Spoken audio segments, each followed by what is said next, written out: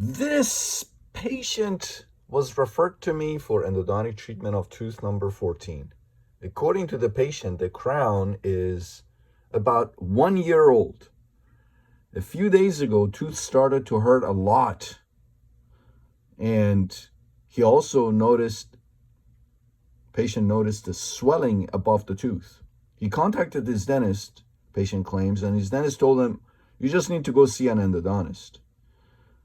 Patient says he was in so much pain, he had some antibiotics from before at home, and he started taking the antibiotics on his own. Wasn't prescribed to him for this purpose, but just had some antibiotics at home. He started taking the antibiotics, and within a few days, the pain and swelling went down.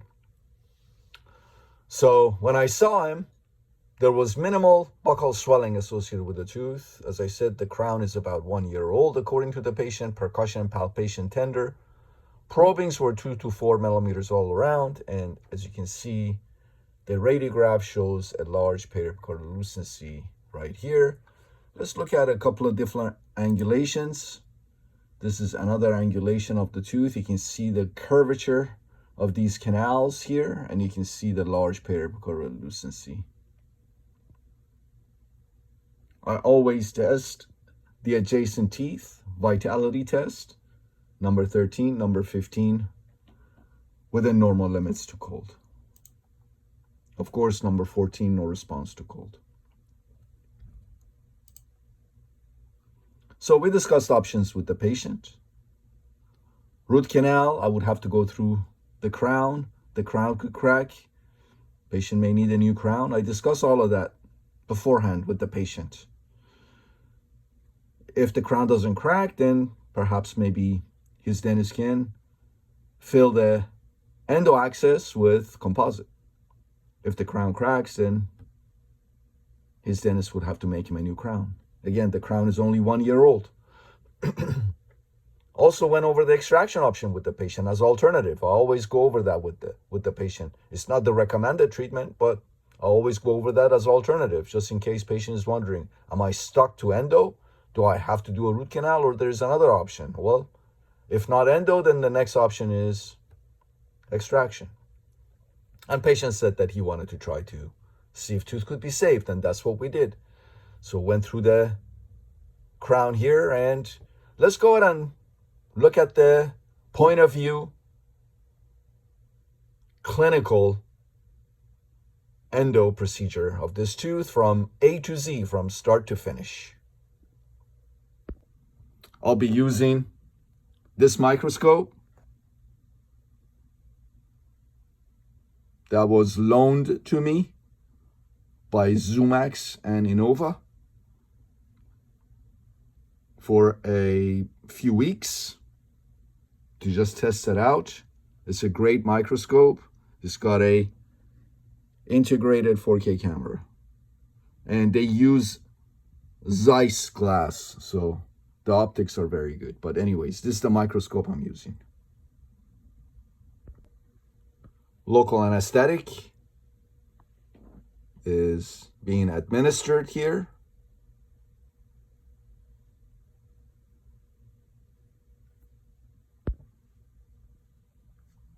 Always give a palatal injection.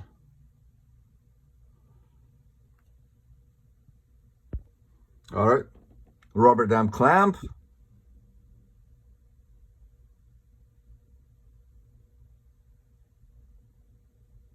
Secure it, and rubber dam. Let's see how many seconds it takes me to put the rubber dam on. No rubber dam, no root canal.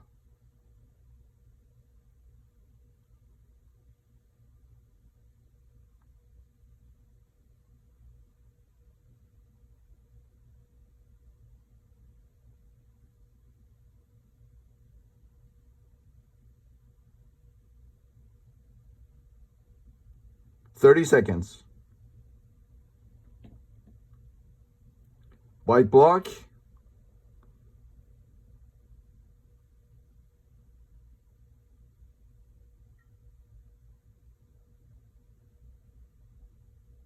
rubber dam frame.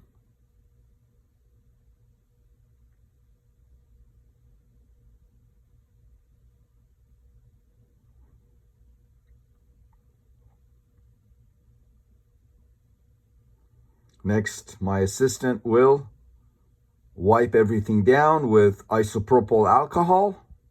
There it is. That's my assistant doing that.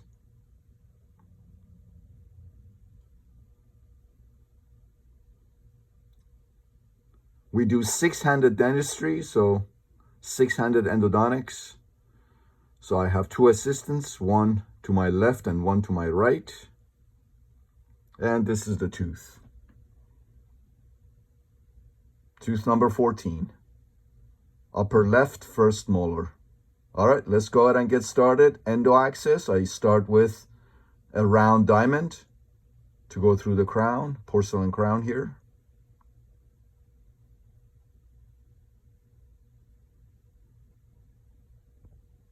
Someone was asking me the other day, why don't you use a water spray? Sometimes you just need to think about your questions. We use water spray to keep the pulp tissue cool and not inflame it. When I'm doing a root canal, what's the point of using a water spray?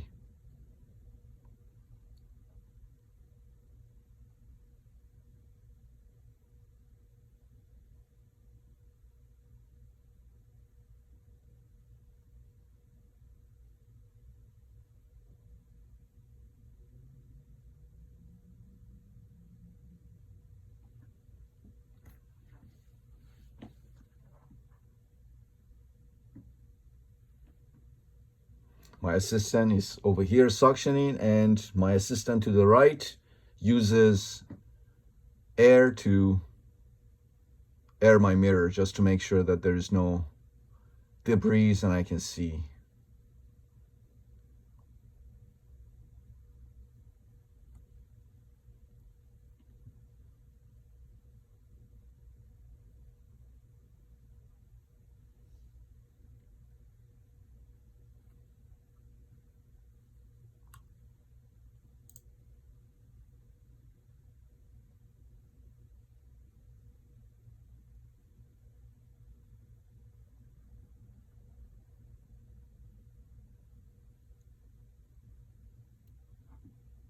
I'm almost through. I'm going very slowly, very gently. I don't want to break that crown. So patient would have the option, and the dentist would have the option to just fill the endo access with composite, hopefully. And patient not needing a new crown, having to pay for a new crown. And I went right through the crown. As you can see, no damage to the crown.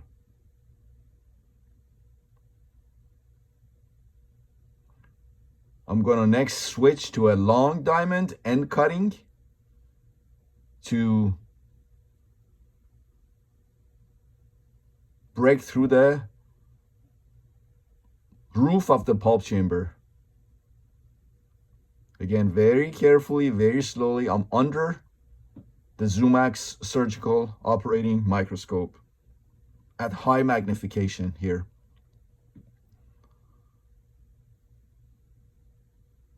In endodontics, you need to see so you can treat. Some people say they don't even have loops. I mean, loops, to me, I can never work with loops. Once you work with a surgical operating microscope, you can't go back to loops. So, but at least having a pair of decent loops and good LED lighting, those are a must for endodontics. You need to be able to see. You need to be able to detect. You can't do endo without magnification and good lighting. And if you say that you do, then my brother, my sister, you have no idea what you're missing. You're missing all kinds of anatomy. And don't tell me your patients, oh, you've been doing this root canals without loops and lighting for years, and you haven't had a failure or a patient coming back to you, my brother, my sister, your patients, if there's a root canal failure, they would never come back to you. They probably go to another dentist or go to another endo office. So that's why you don't see them, and that's why you're under the impression that none of your root canals fail. Your root canals don't fail because you don't see the patients coming back to you. They go somewhere else. Again, I'm very carefully, you can see my endo access, I'm very carefully removing dentin. This tooth did not have a huge pulp chamber that you think that you fall right through and can feel it. A very minimal pulp chamber, very tiny, minimal. So if you're not careful, you can literally perforate, thinking that you're waiting to feel the fall of your burr through the roof of the pulp chamber and into the pulp chamber. If you're looking for that feel, you're gonna be perforating. So you need to be very, very careful, and that's why it's so important and crucial to have good magnification and lighting, so you don't remove so much dentin unknowingly.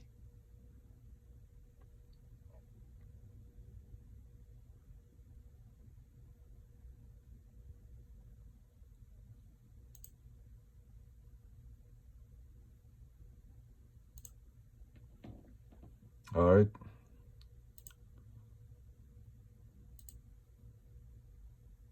And here we have kind of like an outline, a decent outline of what we got. Pay attention to my endo axis. I'm just going in with 08 C file here attached to my reciprocating handpiece that I run at 1000 RPM and torque is off. And just trying to feel things. There it is. There it is. All right. That's looks like the mesio buccal. You see that? There was pretty much no pulp chamber here.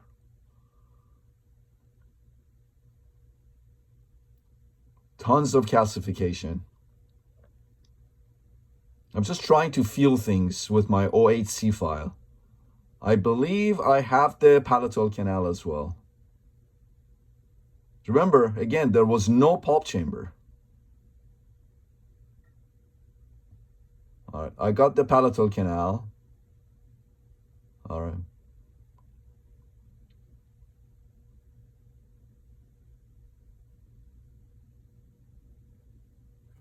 Look at the outline of my endo axis. I have followers who ask me constantly, show us the outline of your endo axis. Here I switch to my ultrasonic unit. This is Ultramint Pro by 8 Teeth. I love this ultrasonic device. I'm just removing some of the calcification, and there you go. There is a huge pulp stone. Big pulp stone there that I'm dislodging with the ultrasonic device. There you go. You saw a little piece. That was a pulp stone.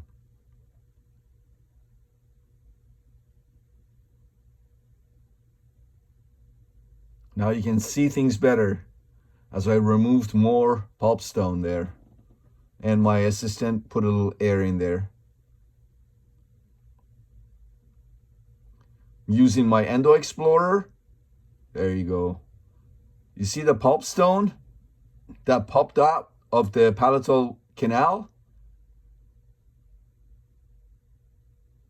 I'm just cleaning things up with my Endo Explorer.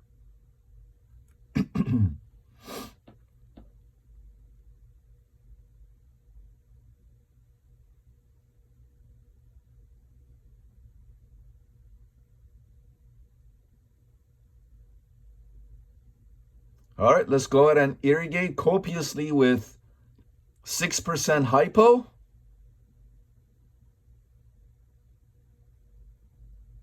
Just getting rid of all the debris and remnants of the pulp tissue, necrotic pulp tissue.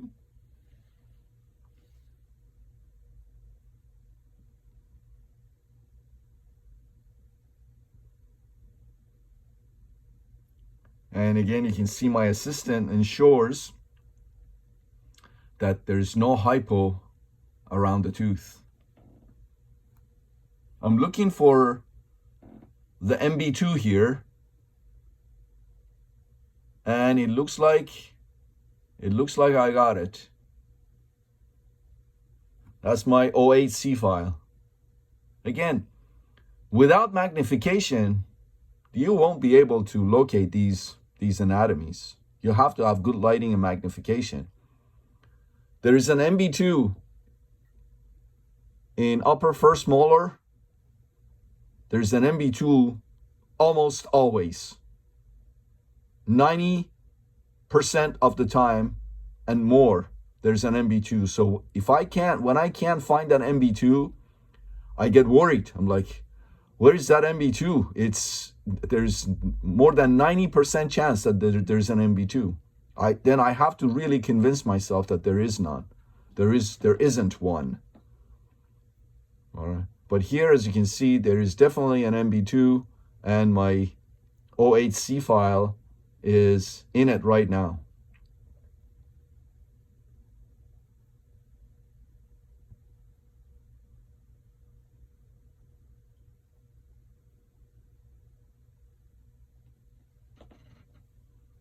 There it is. MB1, MB2, palatal, and next I'm gonna go ahead and locate the distal buccal. You can see how I'm using the 08C file. Pulp chamber is filled with 6% hypo. I'm using it in a brushing motion, up and down brushing motion. When you run this reciprocating handpiece at 1000 RPM, you're not only instrumenting and shaping the canals, you're also activating sonically the 6% hypo. Back in with 6% hypo. And you can see the MB1, MB2 palatal canal right there. And let's see if we can get into the distal buccal.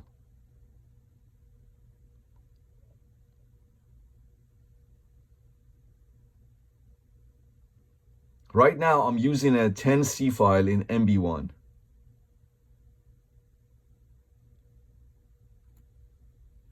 And as you can see, it generated a lot of dentinal debris. And back in we go with 6% hypo. You can see the distal buccal right there.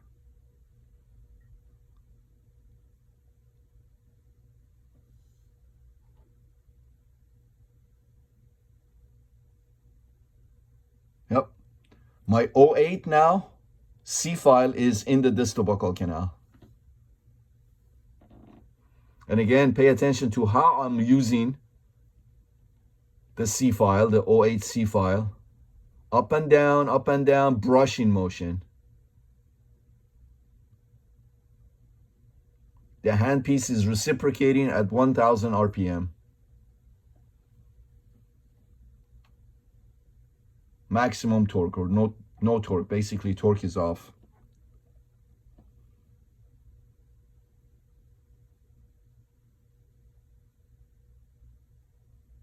All right. C file in the palatal canal now. Up and down. I'm not only instrumenting and shaping, I'm also activating sonically the 6% hypo.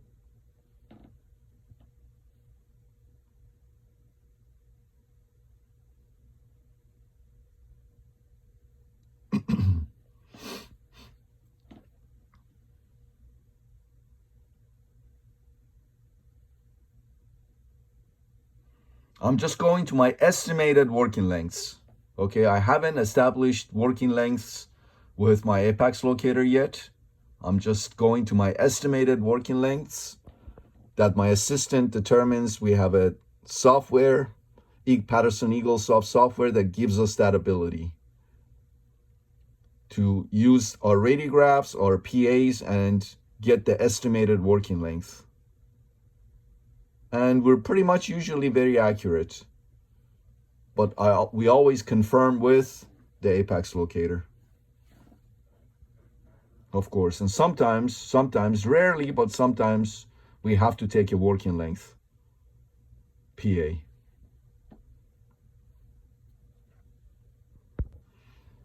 All right. Number 10, C file in MB1 canal. Up and down, brushing motion away from the danger zone, which is the furcation here, I'm brushing towards the mesiobuccal line angle, as you can see. Pay attention, again, to the motion of the handpiece and the file.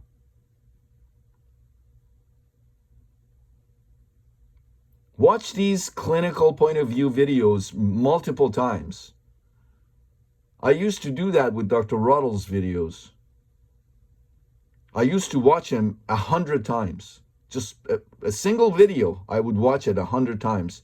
And every time I would watch it, I would find a new point that I had missed.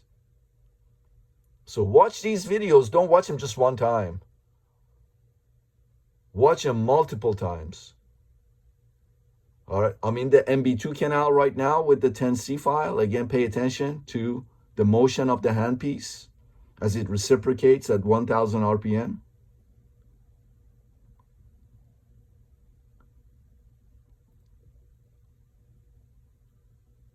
Distal buccal canal.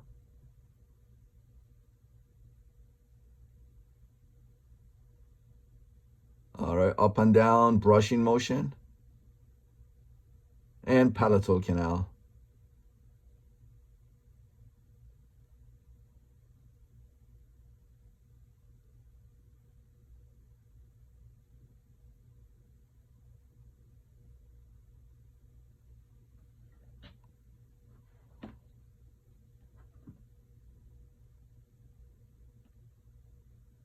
All right.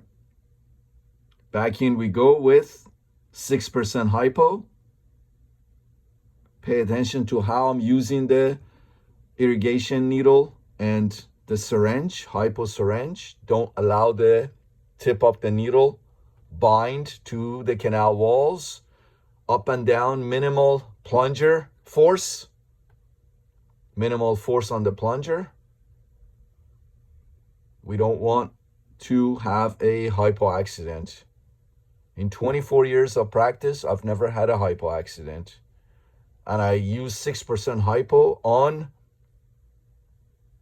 immature teeth with wide open apices, also in children.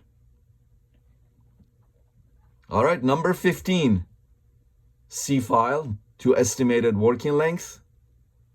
I'm in the MB1 canal right now. Again, pay attention to the motion of the handpiece.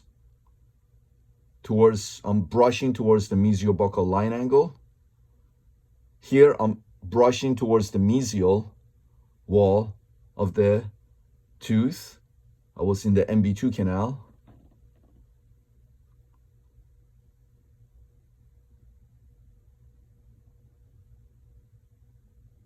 Distal buccal canal.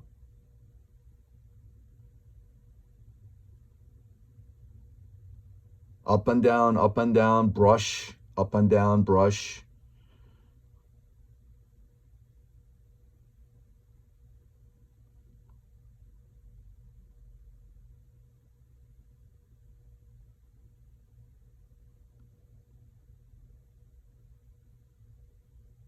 And irrigate again with 6% hypo. You can clearly see MB1, MB2, distal buccal, and palatal canals.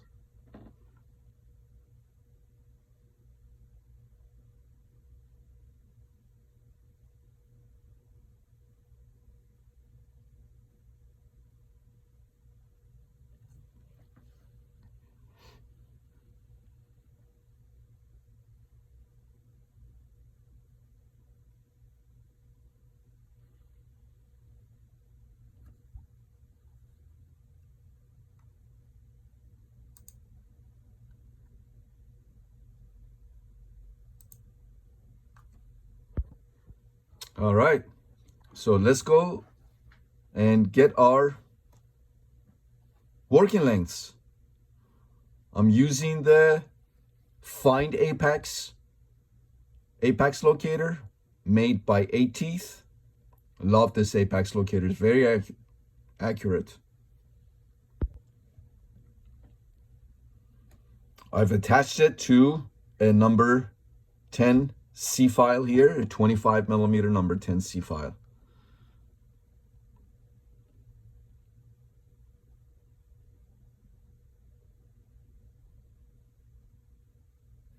MB1, MB2, palatal, distal buccal.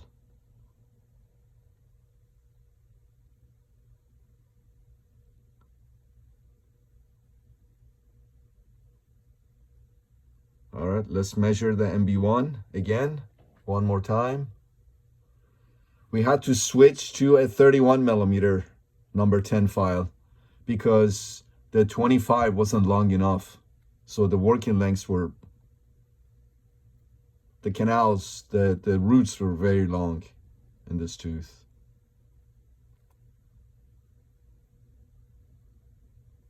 All right, so I'm giving it back to my assistant so my assistant can read it and tell me the working length.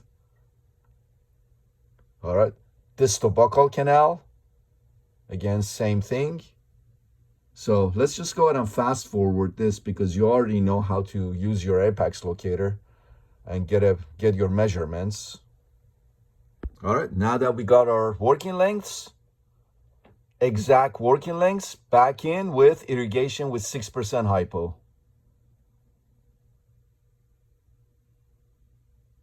So I usually instrument to number 15 to my estimated working length before I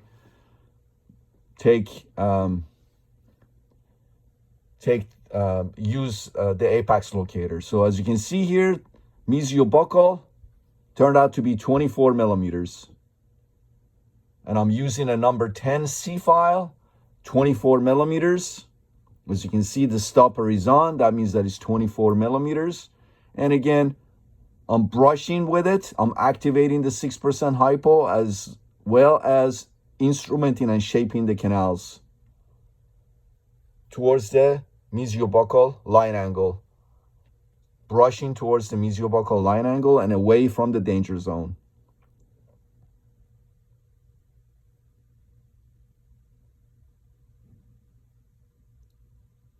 Up and down, and brushing motion. As you can see, 24 millimeters, very good. All right, so back in we go with 6% hypo.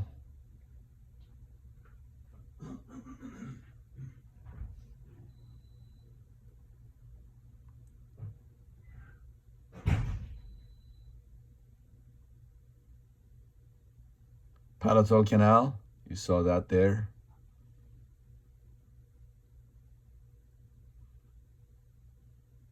All right, I was just a little curious. I wanted to confirm my working lengths one more time. You know that saying, measure twice, cut once? As soon as I have a little bit of doubt, I'm gonna remeasure. MB2, I'm measuring MB2 again. Apex locator, Find Apex by 8 Teeth.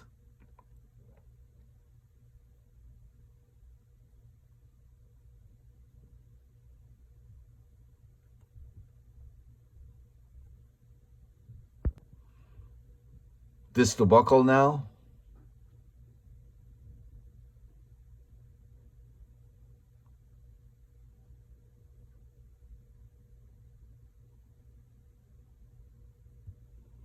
These working lengths were very long, so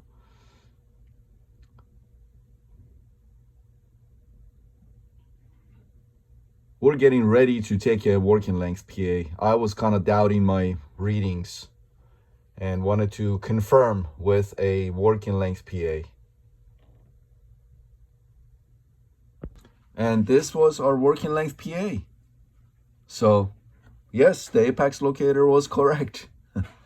So the working lengths were, the mesiobuccal was 24 millimeters. I apologize. The working length mesiobuccal was 25 millimeters. MB1 was 25. MB2 was 24. Distal buccal was 26. And palatal was 25. All right, so you can see that we're taking a working length PA, right? The rubber dam stays on. We don't remove the rubber dam.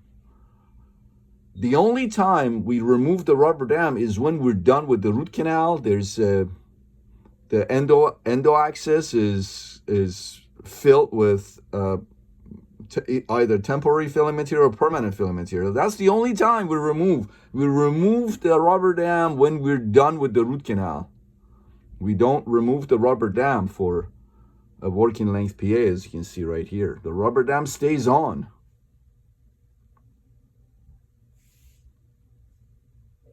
And we're taking a working length PA. All right, so I showed you the working length PA. And let's remove the number 10C file. And now that we have the exact, we know exactly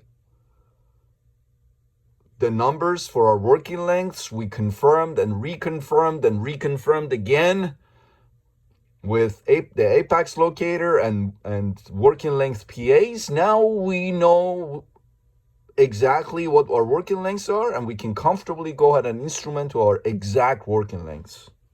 We didn't cut any corners. We didn't rush anything.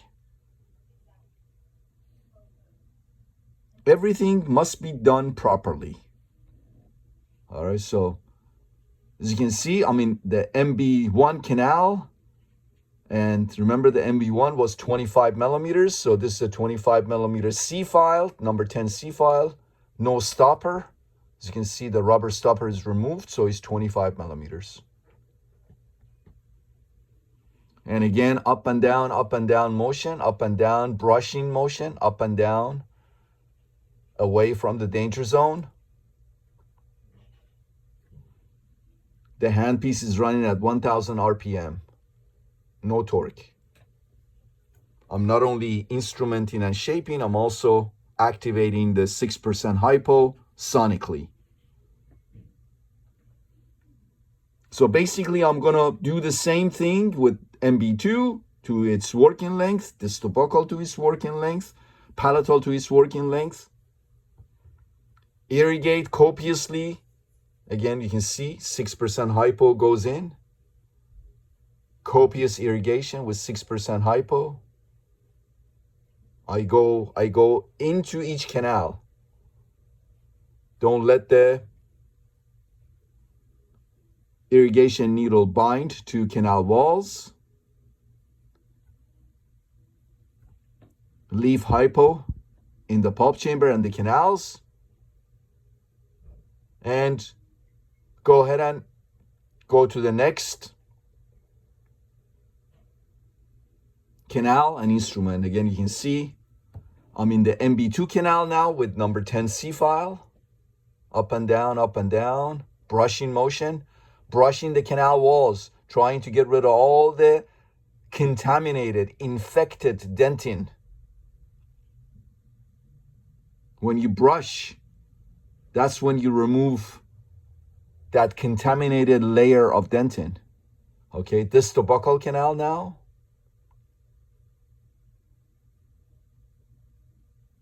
Up and down, brushing motion.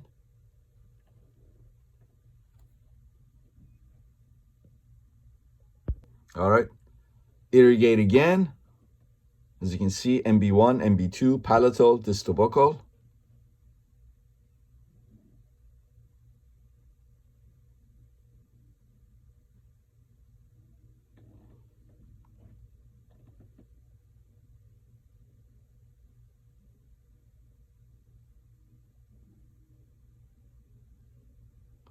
I'm constantly inspecting, constantly inspecting.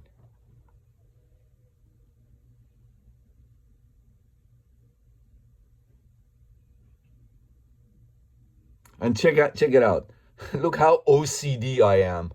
OCD stands for obsessive compulsive disorder. I'm still measuring with my apex locator. How many times have you witnessed so far me measuring either with my apex locator or taking working length PAs? This is how you do endo. You have to have OCD, obsessive compulsive disorder. You have to have OCD. This is how you do endo properly. No shortcuts taken. So this is like the fourth, the fifth time I'm using the apex locator to make sure that my working lengths are good, that I have patency and my working lengths are good. And then I also remember confirmed it with working length PAs.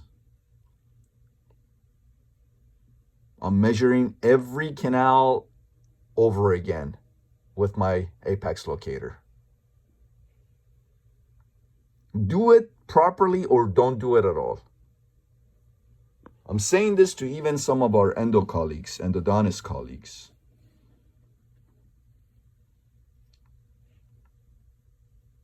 And you can see how the level of perfection that we have, and I have the same level of I'm a perfectionist, and I'm a perfectionist when I do a root canal on every single tooth, and I still sometimes slip. So I shoot for the stars, and I may end up a little bit short here and there. So I shoot for being for a perfect endo, but sometimes I can't even though I'm shooting for a perfect endo, I still end up a little bit short. So can you imagine if I didn't shoot for a perfect endo, where would I end up? So I shoot for a perfect endo, and if I fall short, it still falls within excellent. Now, can you imagine if I didn't shoot for a perfect endo? That would end up with an average or below average endo. All right, so number 15 C file now to my working length.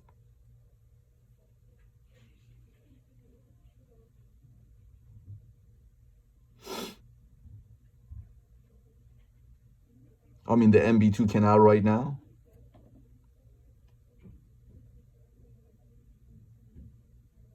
As you can see, the pulp chamber and canals are filled with hypo, 6% hypo.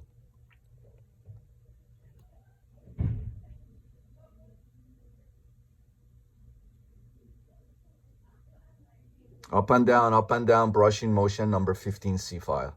You see how long these roots are, these canals are? 25 millimeters. Distal buccal was 26 millimeters. And again, pay attention to how I'm using the 6% hypo. That's a side vented irrigation needle. Okay, don't use anything else. Has to be side vented. All right, now I'm using my number 20 flare file. Number 20 flare file is basically a stainless steel K file with a 5% taper. And again, I'm brushing with it. I'm tapering the coronal to mid of the canals with this 5% tapered stainless steel K file. Again, I'm brushing with it, and you can see how much dentin is generating. Dentinal debris is generating. I'm in the distal buccal canal now. Again, I'm brushing with it.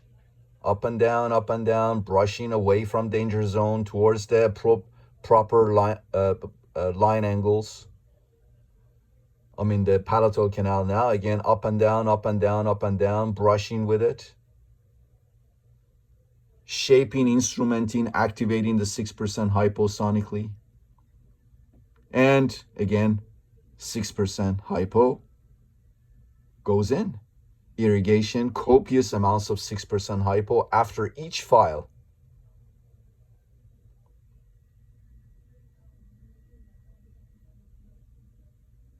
Look at that. I'm in the palatal canal.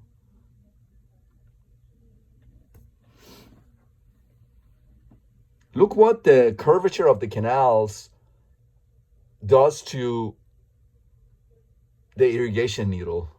It bends, it curves the irrigation needle. That's a sign that you're dealing with severely curved canals here. All right. Look how beautiful everything looks. All right. I'm going in with the S2 file in the eFlex S series of NiTi files manufactured by A-Teeth. I don't like the S1. I've said that repeatedly. The S1, the apical few millimeters of the file is very flimsy, very thin, very susceptible to fracturing. So I skipped to S2, brush with the S2, and you saw how much debris the flutes of the S2 had collected. So my assistant wiped it down with isopropyl alcohol. All right. So I'm brushing with it, as you can see. Brushing. Minimal apical pressure. I'm running it at 300 RPM. And again, I don't like the torque on. I don't like it when it reverses. But that's just me. So make sure you practice on extracted teeth. Don't practice on your patient. Patients don't pay you to practice on them. You need to perfect your method, your technique on extracted teeth. All right. Again, copious irrigation with 6% hypo.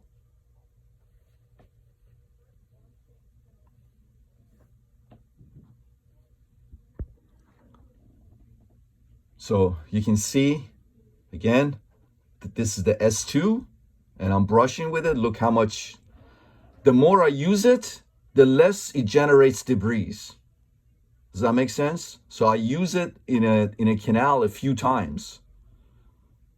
The first time I use it, it generates a lot of debris. And then as I use it, the second or third time, it generates less and less debris. Then I know I'm done. I'm done with this file.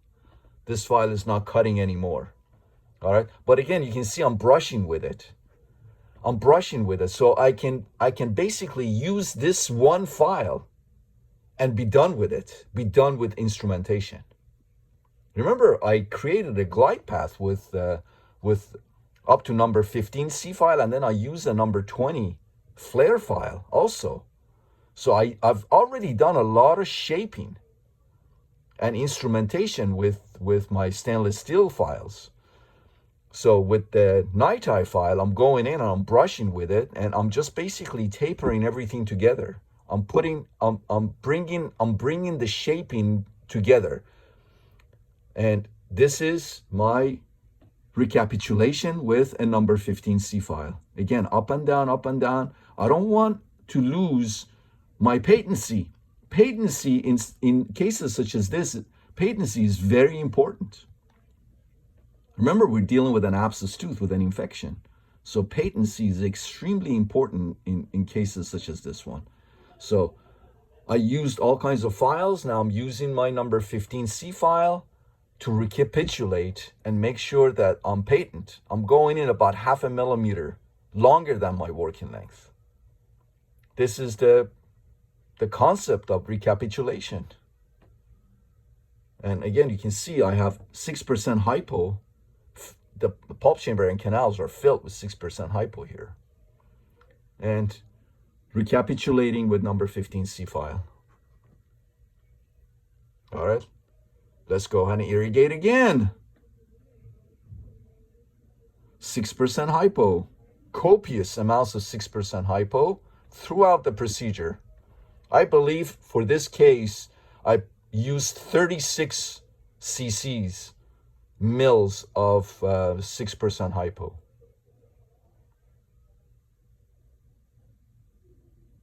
So 3 12 mil 12 cc syringes of 6% hypo.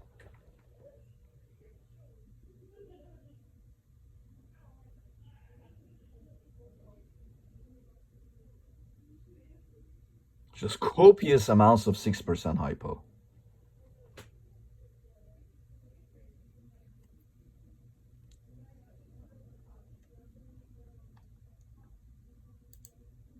All right, let's do our cone fit. I'm making my custom master gutta percha cones. Again, up and down, up and down. This is number 20, 5% taper. Up and down, again, you can see I'm activating the 6% hypo. That's another way of activating the 6% hypo. Up and down, up and down. I make my own custom gutta percha, master gutta percha cones with number 20, 5%. I'm in the MB2 canal now. Again, I'm doing the same up and down, activating the 6% hypo, making my own custom master gutta percha cone for every canal. For every canal.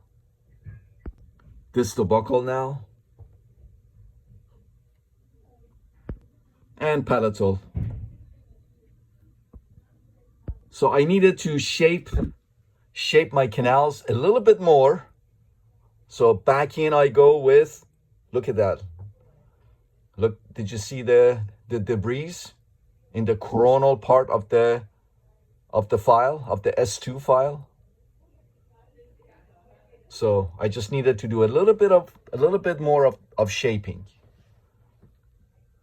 And again, 6% hypo, copiously irrigating the canals with 6% hypo. And I'm in the palatal canal now with the S2 file, eFlex S series of NiTi files manufactured by 8 Teeth. Brushing with it. See, it didn't cut. There were no debris in the flutes of the file. That means that file is done, basically. That file, I can brush with it, but it's really not cutting anymore. It's done, it's cutting.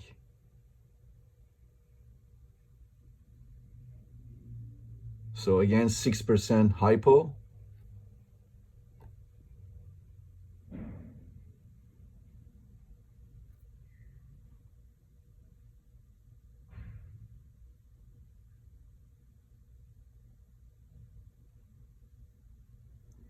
And again, making my own custom master gutta percha cones using a number 25%. All right, MB1. Again, up and down, activating the 6% hypo.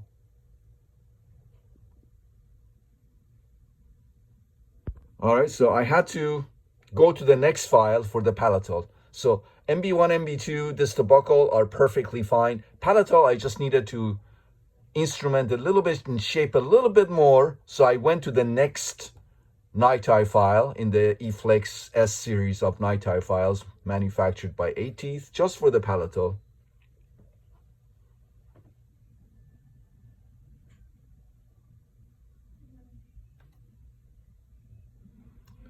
All right, so again, number 20, 5% taper gutta percha cone into the palatal canal to custom make my master gutta percha cone.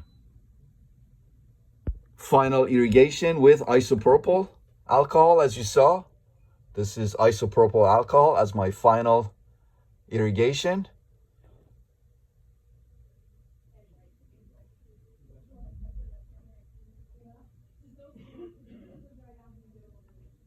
Microsuction.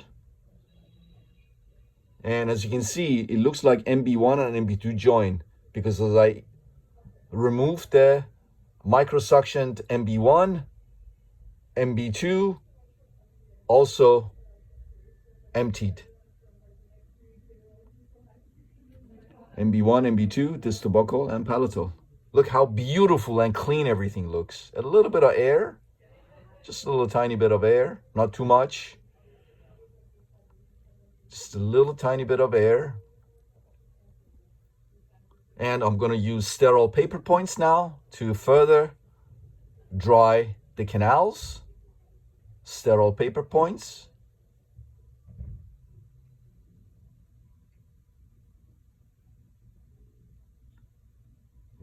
Distal buccal. And I'm also inspecting the tip of these sterile paper points that I'm taking to working length, just to make sure that they come out nice and dry and there's no discharge or blood or anything like that. And you can see I'm constantly inspecting everything under high magnification of the surgical operating microscope. In this case, the Zoomax.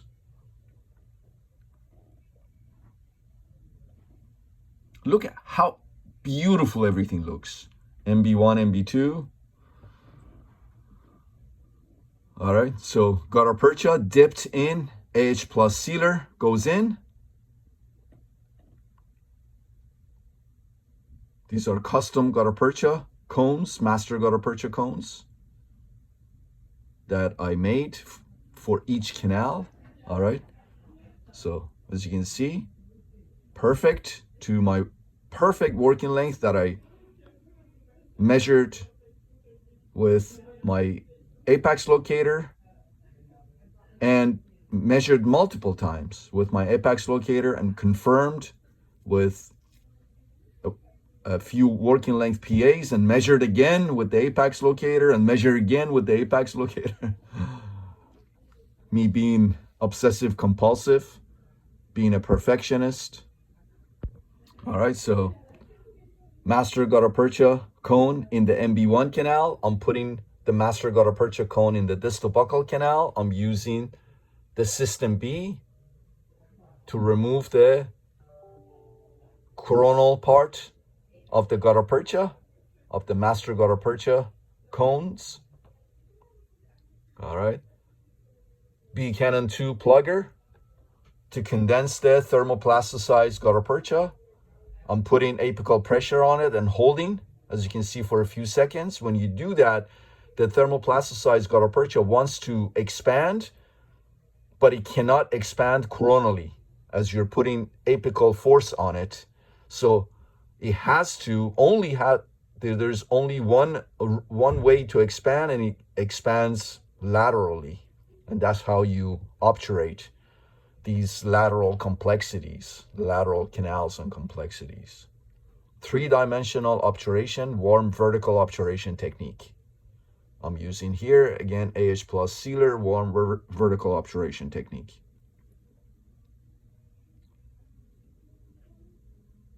All right, MB2 canal now.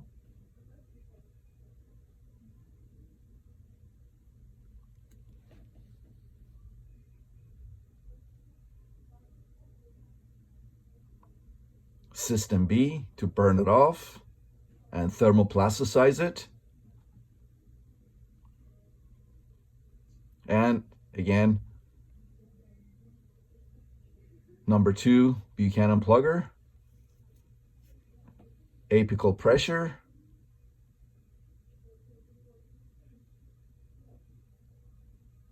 Very nice.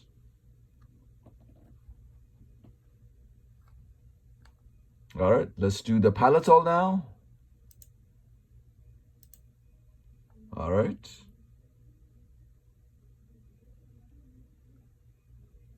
System B. As you can see, my assistant is suctioning. System B, gutta percha, creates smoke. So you want to make sure that you got your suction there. To remove the smoke, apical force, apical pressure, minimal. You don't want to break the root now, crack the root. Everything is done delicately, with precision. and accuracy, but delicately. All right. My obturer gun to obturate the remainder of the canals.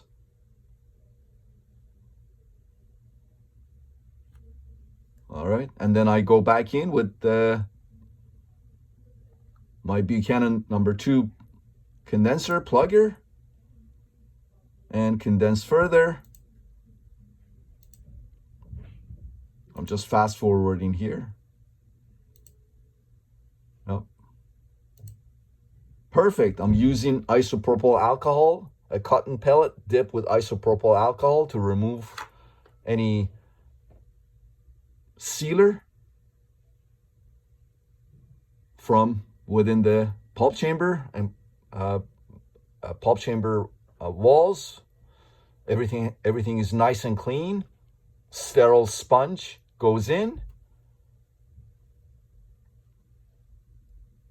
and cavet goes in, and we're done. We're done with this root canal. So let's go ahead and see the final result. As you can see, crown is intact. So this patient, remember, this crown is only 1 year old. So really, the patient doesn't need a new crown. The dentist can just remove my cavet and restore the endo access with composite. All right, so we are done. And that's the only time that the rubber dam is removed. And this is the result. This is one angulation. Look at the curvature of these canals. Look at the MB1 and the MB2 curvature. Look at that beautiful lateral right into this lateral lesion. Look at that. Beautiful. This is three-dimensional instrumentation, shaping, irrigation, activation, and obturation. This is the result that you get. Look at the perfect working length of each canal that we were able to maintain. This is the S-shaped curvature of the distal buccal canal. Beautiful curvature of the MB1 and MB2 canals. This is one angulation. Look at the conservative endo axis. Perfect conservative endo axis. Look at that. Again, you can see the beautiful, there are a couple of laterals here, 1 and 2, right into this lateral lesion. Let's look at another angulation.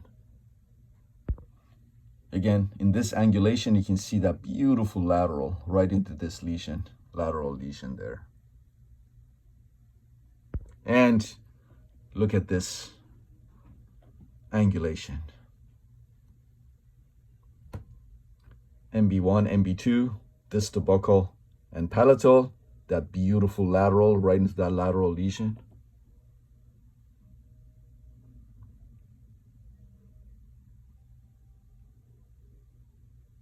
All right, so you saw how we do it from A to Z. Every step. This is how you do. I consider this a perfect root canal. I don't believe it can get any better than this. I didn't use laser, I didn't use gentle wave or what have you, no fancy schmancy $100,000, $120,000 equipment.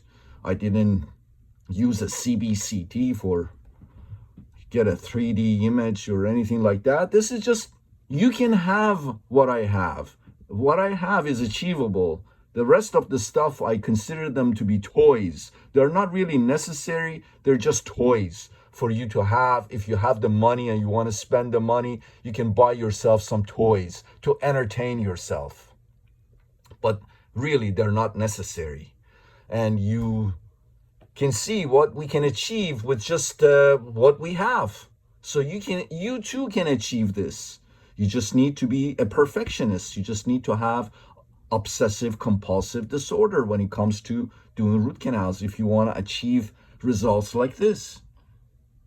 All right, so if you like these videos, please make sure you subscribe, like, comment, share, tell your friends. I appreciate it. See you in the next video.